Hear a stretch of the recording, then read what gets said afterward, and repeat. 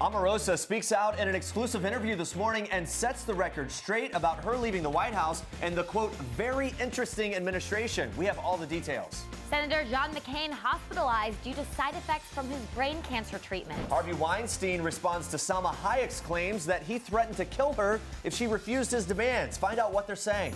Patton Oswalt and his daughter introduced his new wife to her first ever Christmas tree. We'll explain. Family photos with Santa can be nearly impossible to get right. Just ask Alec Baldwin and his crew. Actually, when I first met him, I was sitting in a makeup chair and I had my eyes closed and I heard him say, "Hey, is that Hong?" And I opened my eyes and his eyes are so blue in person. Is Matt Damon a Game of Thrones character's doppelganger? Will his downsizing co-star think so? Wait until you hear her hilarious story. It is all today on People Now.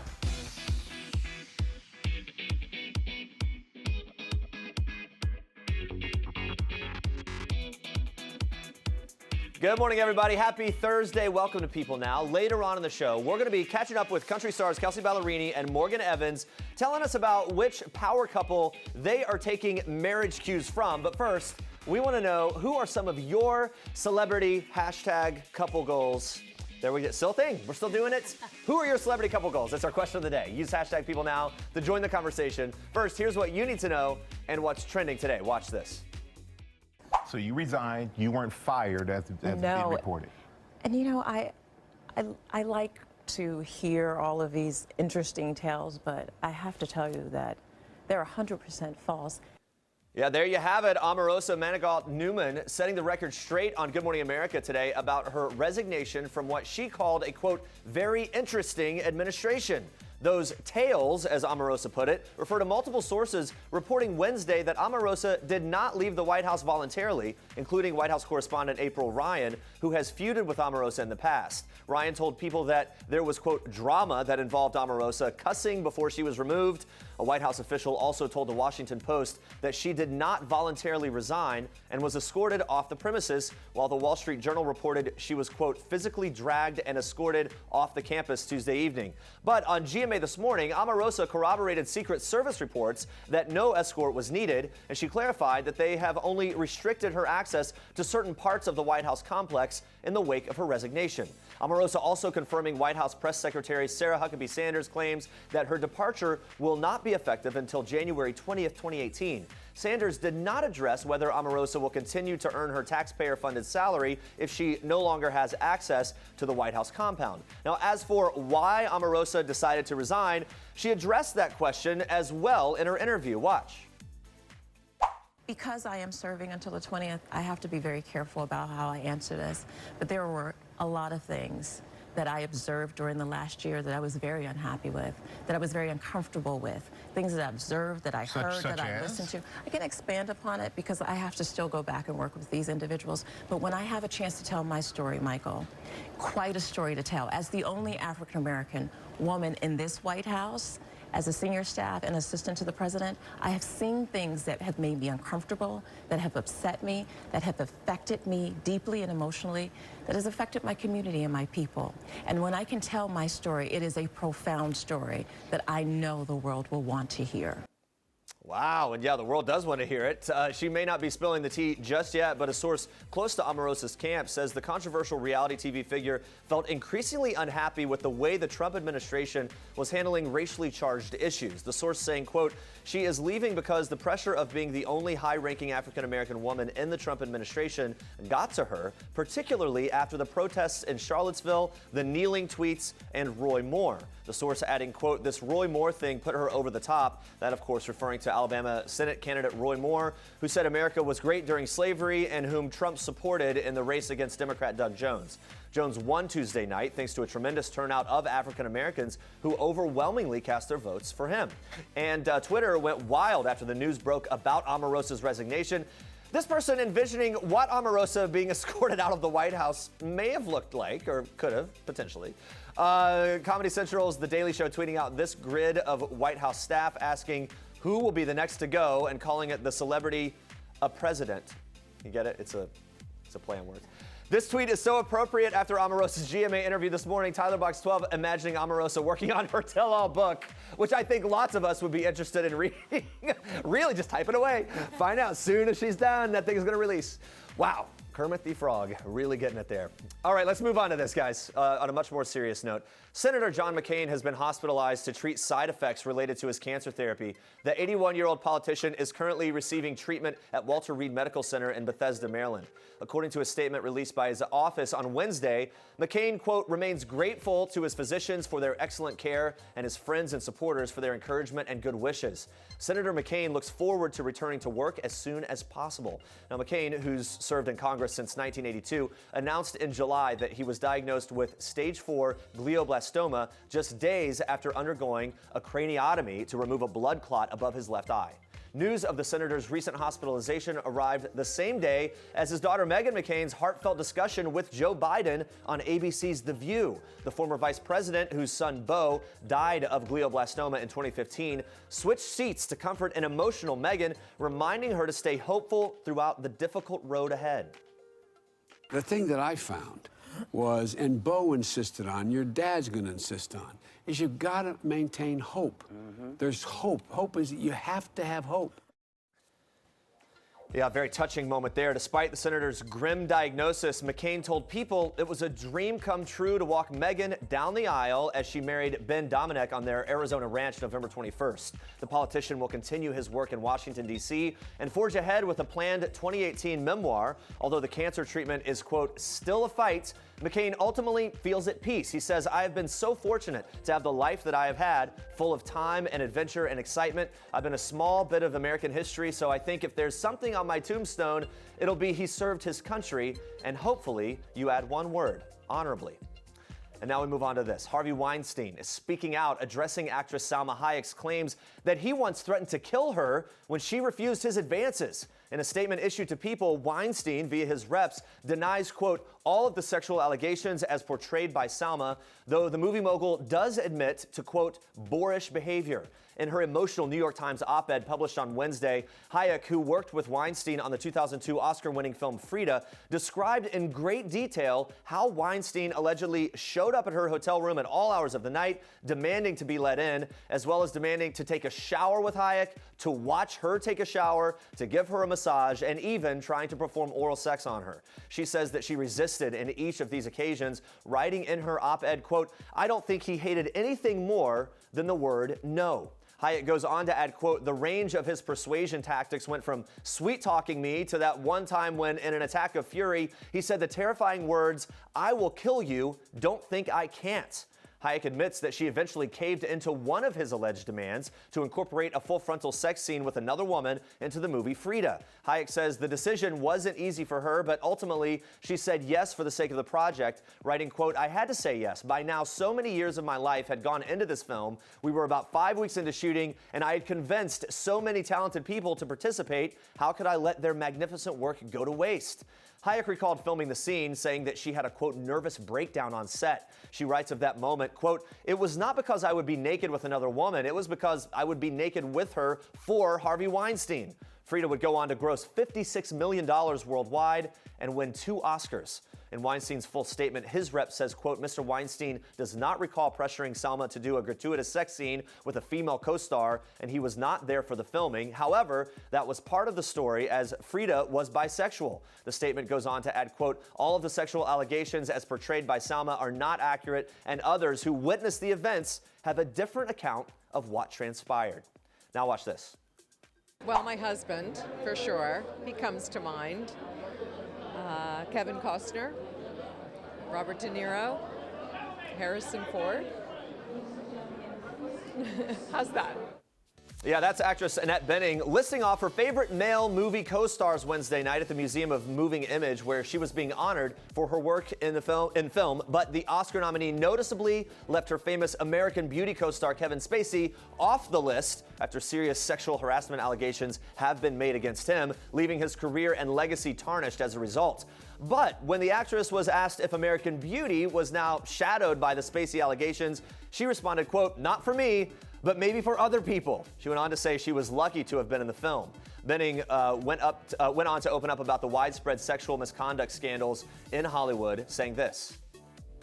Well, I think it's a tipping point in the culture, and I hope it'll resonate into, not just into show business and change things, but in the wider business world, where there are a lot of women who are working women who need help and support in these circumstances, women who don't have the ability to quit their job because there might be a single mom who's supporting her family who's being harassed. So that's what I hope, is that it starts with the entertainment business and the broadcasting business and others, and that it really resonates into the broader culture, and that women have more recourse and more redress if there's a problem. Sad day today. It marks the 5-year anniversary of the tragic Sandy Hook Elementary School shooting, where on December 14th, 2012, in Newtown, Connecticut, 26 innocent lives, 20 first graders, and 6 faculty members were gunned down in what's now known as one of the worst and most heartbreaking mass shootings in U.S. history. In a PeopleTV special, we're remembering the Sandy Hook victims and how they live on in the hearts and work of their families. Watch. All these families share the same experience. They lost their loved ones in one of the worst mass shootings in U.S. history.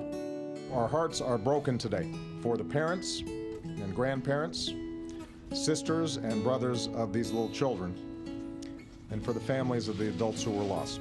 They're all on their own journeys to help others and to make the world a better place and to make sure this doesn't happen again.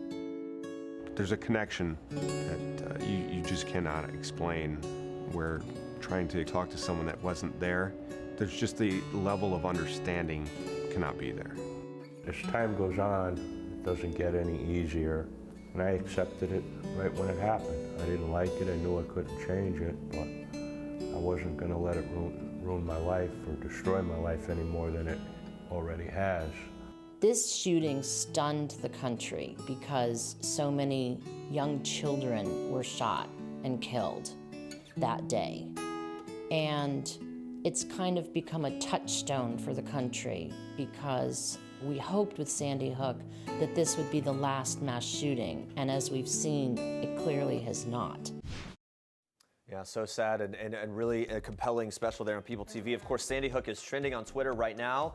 Let's take a look at some of the tweets that have been going up and being posted about Sandy Hook. Jackie saying, give those you love a little tighter hug today. Hashtag never forget Sandy Hook. Yeah, of course, our thoughts go out to everyone affected. We have this tweet: today is never an easy day around here, but despite the incredible losses, I'm never prouder of my community than on this day. We are resilient and strong, and we know that love always wins, always. Yeah, and a few more tweets that we've been seeing. 5 years, forever in my heart, with photos there of all the lives lost. Obviously, you know, the most tragic part of this being how young everyone was, these little kids. Just a heartbreaking day for those families, and of course, our thoughts and prayers are with them today. Andrea, though, on a different note, more trending news for us in Star Trek today. Yes, definitely on a lighter note here. If you haven't done it already, it's time to get that tree up. We are kicking off Star Treks with some holiday cheer from a brand new family. So here we go. Patton Oswalt and his 8-year-old daughter Alice celebrated their annual Christmas tree decorating with Meredith Salinger by their side. The event marked the trio's first holiday together as a family. We're already very jealous of the paper crowns, colored lights, and crafty ornaments. Salinger, who's of Russian and Austrian Jewish descent, says Christmas is a brand new tradition for her, captioning a series of Instagram photos, my first ever very own Christmas tree. Fun night in, trimming the tree, and sending Christmas cards. Also something I've never done. Hashtag family. Oswalt married Salinger in front of family and friends on November 4th, a little over a year after his first wife died unexpectedly in her sleep. Oswalt describes his relationship with Salinger as a, quote, new level of joy, saying he hopes to continue to move forward as a tight-knit family of 3. Well, I say they're already doing a pretty great job.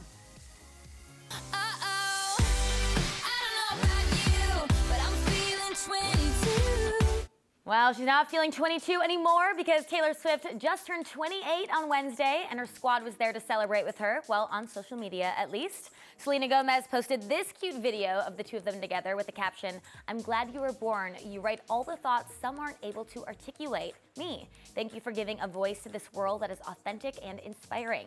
I wish some knew how big your heart actually is. It's fierce, bold, and freaking wild with light. I'm glad you protect that. Love you. Other famous friends that wished the Look What You Made Me Do singer a happy birthday included supermodels Lily Aldridge and Carly Kloss, who both posted adorable photos of Taylor on Instagram. Ellen DeGeneres also wished the pop star a happy birthday with a trip down memory lane, sharing the first interview Swift ever did on her show. The sit-down features an 18-year-old Swift revealing how she rose to fame. And sister band Haim posted a funny tribute to their good friend, saying, quote, "Grateful to have someone that shares the same love of most of the emo catalog from 2003 to 2005. Well, we all hope Taylor had a gorgeous birthday. Country stars Kelsea Ballerini and Morgan Evans recently tied the knot in an epic Mexico wedding. But now that the honeymoon's over, how do the two plan on balancing their busy schedules? Well, they're taking cues from another famous Nashville duo. Watch this. I remember Morgan saying that he read an article of Keith and Nicole, because I feel like they're like the ultimate power couple, and so in love, and rigging something about they have a 2-week rule where they just figure it out. Whether she's shooting a movie somewhere and he's touring somewhere, they just always see each other every 2 weeks. They don't go longer than that. And we're like, you know what? I feel like we're both kind of getting into our busiest seasons of life separately, and we should probably go ahead and try to do that. And it's been hard. It's been really hard. We've broken it once because he had to go to Australia, but it helps, and you just kind of make it work, and it holds each other accountable to like make time for each other and prioritize each other, and then you get to go on cool dates at random places because you just fly to wherever the other one is, and it's awesome. It works for us. Yeah, I mean, sometimes, especially at the stage in the career we are, it's impossible to keep to that, but it's just a nice thing to aim for. Yeah. And I think if all the people we work with know that we're aiming for that, then it's something where best case scenario, we get to see each other at least every 2 weeks. Worst case scenario, it's something that we can sit down and try to work around, Yeah. you know? Yeah. Yeah. I think they are adorable together. I think they're going to make it work. And those are your Star Tracks for today. I feel the same way. I think they're going to make it work too. Stay with us, guys. Golden Globe nominated actress Hong Chow opens up about meeting her downsizing co-star Matt Damon for the very first time. Plus, Crazy Ex-Girlfriend star Vincent Rodriguez III shares his crazy ex story. You're going to love it. But first, it's time for Oh Snap! It looks like Hilaria Baldwin didn't get her Christmas wish this year. The mother of 3, soon to be 4, shared this hysterical Christmas picture fail on her Instagram yesterday. So when you scan the pic from right to left, things look great. Alec Baldwin even has a good pose going on with his son Leo in his hands. But then things go downhill when you get to Hilaria. She's trying to maintain composure while handling her crying son Rafa. But you get snapped with her eyes closed. I mean, who is the photographer that decided this was okay to take this picture? I love that she posted it. Also, hey, lots of wood paneling. Look, there's always that. next year. There you go. Arianators rejoice. Ariana Grande revealed on Instagram stories that she's currently in the studio. Ariana sharing the photos after an old picture of her working on music circulated from a fan account. Ariana's last album, Dangerous Woman, dropped in 2016. And we all know fans have been craving some new tunes. Her simple retort, quote, "If you wanted confirmation, why didn't you just ask?" I guess she has a point, but I think we did it.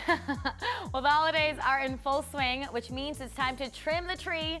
Jennifer Lopez and Alex Rodriguez made it a family affair for their first Christmas together. The couple brought their kids along to decorate a huge Christmas tree. And the teamwork definitely paid off because the tree looks stunning. Good job. Love the red and gold ornaments. J-Rod have been documenting every moment of their evolving romance, and I am very happy we get to watch it all unfold. They're very cute. Downsizing takes the pressure right off. Plus, you're really making a difference. You mean all that crap about saving the planet? Yeah. Downsizing is about saving yourself. We live like kings. Got best houses, best restaurants, Cheesecake Factory. Got 3 of them. Matt Damon stars alongside Kristen Wiig, newly minted Golden Globe nominee Hong Chow, and Christoph Waltz in the new movie Downsizing. Now, when we sat down with Hong Chow, she told us a funny story about her first encounter with co-star Matt Damon. You'll never guess which Game of Thrones character she thought Matt Damon resembled that first time they met. It's funny, I didn't meet Matt until our very first day of shooting because he was working on Bourne. So he went straight from Bourne to working on Downsizing. Oh, wow. And he's just incredibly warm, and I got along with him immediately. I've kind of, grown up like a lot of people have grown up watching Matt Damon in movies, and so he is really like one of the few real movie stars that we have. And when I first met him, I was sitting in a makeup chair and I had my eyes closed, and I heard him say, "Hey, is that Hong?" And I opened my eyes, and His eyes are so blue in person, and they sort of put like a pasty, chalky makeup on him so that he could look a little bit more doughy because he just came from doing Bourne. Oh, funny, okay. And it was sort of bizarre where I opened my eyes and he sort of seemed like a White Walker from Game of Thrones.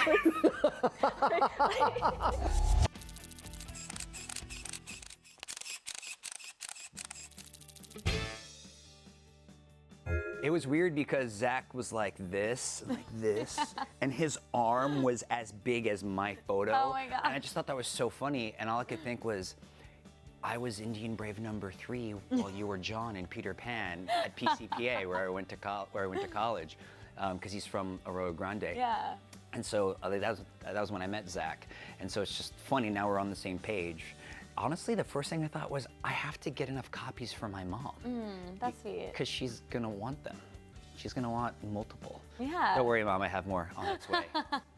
Well, this year's Sexiest Song and Dance Man also stars in the hit CW show Crazy Ex-Girlfriend. Even though now he's happily married to husband Gregory Wright, he can definitely relate to a few crazy ex moments from the show. I've done some crazy ex stuff. You have, I know. I'm there with you. Absolutely have. Guilty as charged. I've driven miles and miles away to at the chance I might see someone. Okay. I've taken a flight to a different city on a day off. This is like my 20s, guys. Chasing love across the country. Yeah, I mean, to me that seemed crazy, but it also, in retrospect, it's just a part of the journey of growing up and learning who you are and how to be cool with where you're at. And it's all a passage to better things.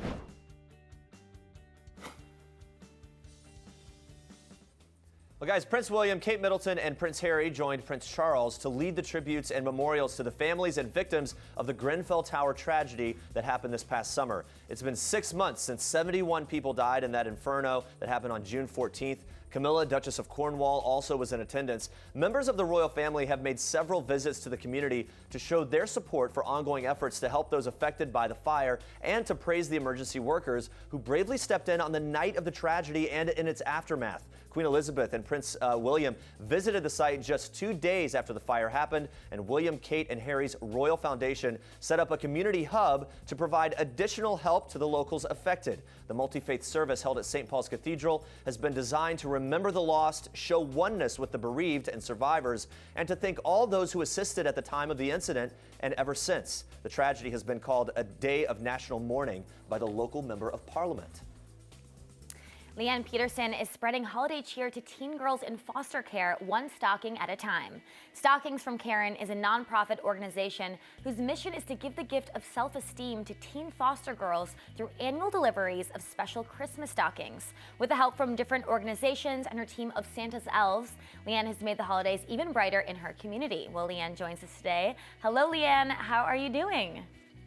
Hi, good morning. Great. Good morning. I love your Santa hat. Thanks. So We're festive. in the spirit here. So you started Stockings from Karen as a tribute to your foster parents since you were in foster care yourself as a young girl. What motivated you to deliver stockings to teen girls, specifically between the ages of 13 and 18? Thank you. Well, I just feel like sometimes we forget about our teens because we think that perhaps little kids are more vulnerable.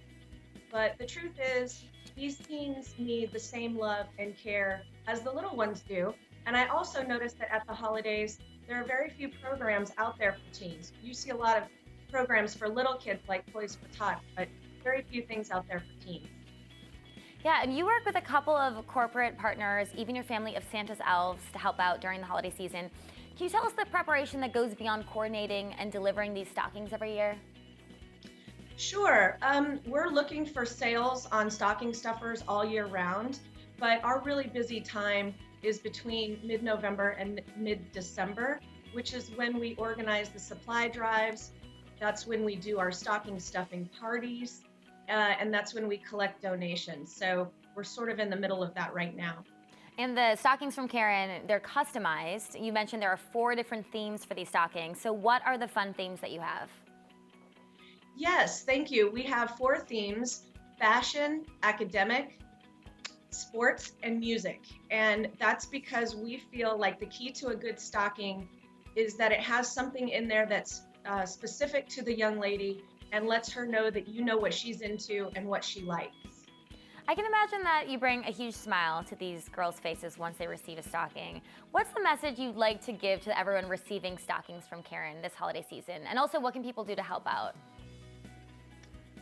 Well, I just want to let these young women know that life is full of obstacles, but they can be successful if they hang in there and try hard, and that there are a lot of people out here rooting for them. As far as you to help, it would be great if folks could like us. Go to our websites and sign up for information. All right, Leanne, well, thank you so much for everything you're doing, and thank you for joining us today. Thank you. Thank you, people. What a great story. Prince Harry and Meghan Markle are showing a, quote, profound sense of commitment to each other and to marrying in the Church of England. This according to the Archbishop of Canterbury. Justin Welby, who was named the Archbishop of Canterbury in 2013, has met Harry several times and said on Thursday that the couple is not going through with a grand religious service solely out of a sense of tradition. He told BBC Radio 4's Today program, quote, I am very, very sure after conversations that this is no tick box exercise of we ought to get married in church. There is a profound sense of commitment, of seriousness, both about faith and about their lives together, which is quite inspirational. As already reported, Meghan will be baptized and confirmed in the Church of England before her wedding in May. The former Suits actress' father is Presbyterian and her mother is a Protestant. Harry, whose grandmother, Queen Elizabeth II, is the Supreme Governor of the Church of England, was baptized as an Anglican shortly after he was born. Welby doesn't know if he will be the one to marry the couple at St. George's Chapel in May, saying that is, quote, up to them, but he is confident that Prince Harry and Meghan Markle will set a good example for the millions of people who will be watching when the wedding takes place. He adds, quote, of course it's important because people will look at it and they'll see a model of how two people commit their lives to one another before God. That's going to be wonderful. It's always a beautiful moment. Every wedding is profoundly beautiful. And we definitely can't wait to see the whole thing unfold. I know. Let's check in on our question of the day. We're asking you guys who were some of your celebrity hashtag couple goals. Anna and Lola agree that their hashtag couple goals are Blake Shelton and Gwen Stefani. Good one. They are definitely adorable. Yes. We are on board with them. Viewers on Periscope are loving Kelsea Ballerini's husband's Australian accent. One person writing, grr. That accent, grr. I saw that. It is a really good accent. Who are your couple goals? I would say Dax Shepard and Kristen Bell, we just had them on the show. I mean, they do these epic pranks on each other, and that, I think, is ideal. No, they seem like they're having a lot of fun. And they're just so real about the whole thing, too. Oh, right? yeah. It's out there. I think mine's Chrissy Teigen and John Legend. Oh, they're great, too. They're so good. Yeah, they're super They cute. cook together, they have fun. They just kind of do their thing. I don't know. They just seem like a good hashtag couple goals, guys. Yes, we're also seeing lots of love for T Swift on social media, so many birthday shout outs for her. Happy birthday, Taylor. Happy birthday, Tay-Tay. Hope it was fun. Is she still asleep right now? Yeah, she she's probably asleep with her little cats by her. Life is good. We're going to be asking you a new question of the day tomorrow. Sorry if that got creepy. I don't know. Didn't mean for it to. New question of the day tomorrow on People Now. Come back for that one. It's not going to be creepy at all. Coming up tomorrow, multi-talented Nick Jonas is talking all about his brother Joe's recent engagement to Sophie Turner and his new movie, Jumanji, Welcome to the Jungle, which I loved. Yeah. And he did a really great job. And plus, the cast of the hilarious Pitch Perfect 3 reveals what goes down in their epic group texts and which one of them is most likely to burst out in song. I feel like it's all of them. I do too, Yeah, actually. thanks for watching. For now, we leave you with one last thing from downsizing star Hung Chao. Enjoy. Bye, guys. Hi, I'm Hong Chao, and this is one last thing. The last song stuck in my head was Singing in the Rain. I'm singing in the rain, just singing in the rain. I saw it at the ArcLight after Debbie Reynolds had passed. And the cute thing that happened afterwards was I saw a dad and his daughter and they were tap dancing out into the parking lot. The last show I binged watched was Glow. Sorry, what's Glow? Gorgeous Ladies of Wrestling. How'd that look? My last big splurge was really my only extravagance is expensive luncheon meats for my dog. I live a very Spartan life otherwise.